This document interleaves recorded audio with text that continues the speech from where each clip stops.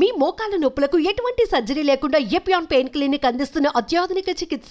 ప్రస్తుతం మార్కెట్లో electric vehicles కున్నటువంటి demand అంతా ఇంత కాదు. ముఖ్యంగా ద్విచక్ర వాహనాల్లో మోటార్ సైకిల్స్, స్కూటర్స్ విషయంలో హోండా కంపెనీకి ఉన్నటువంటి ప్రత్యేకత అంతా ఇంత కాదు. సో హోండా కంపెనీ ఇప్పుడు మార్కెట్లోకి 2 ఈవీ ఎలక్ట్రిక్ వెహికల్స్ను, స్కూటర్స్ని తీసుకొచ్చింది.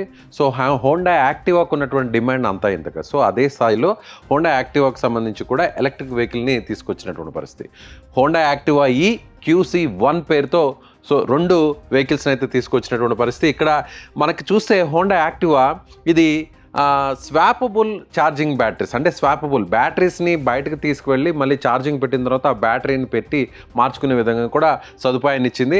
యాక్టివా ఈ స్కూటర్లో 1.5 కిలోవాట్ అవర్ బ్యాటరీలను అమర్చారు. సింగిల్ ఛార్జింగ్తో దాదాపుగా ఒకసారి ఛార్జింగ్ చేస్తే 102 కిలోమీటర్ల వరకు ఇది ప్రయాణించేటువంటి అవకాశం ఉంటుంది. గరిష్ట వేగం 80 కిలోమీటర్ల వరకు ఉంటుంది.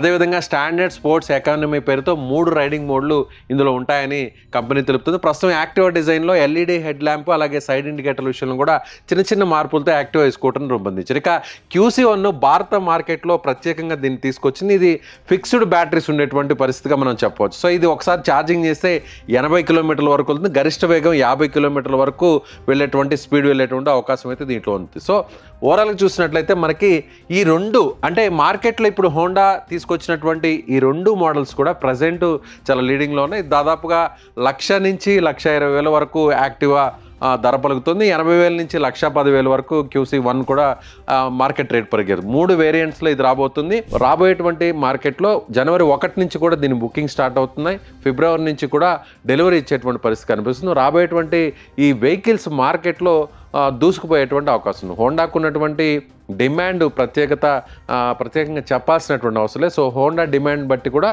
వారు యాక్టివా QC1 డిజైన్స్ని రూపొందించారు ఎలక్ట్రిక్ వెహికల్స్ అని చెప్పవచ్చు.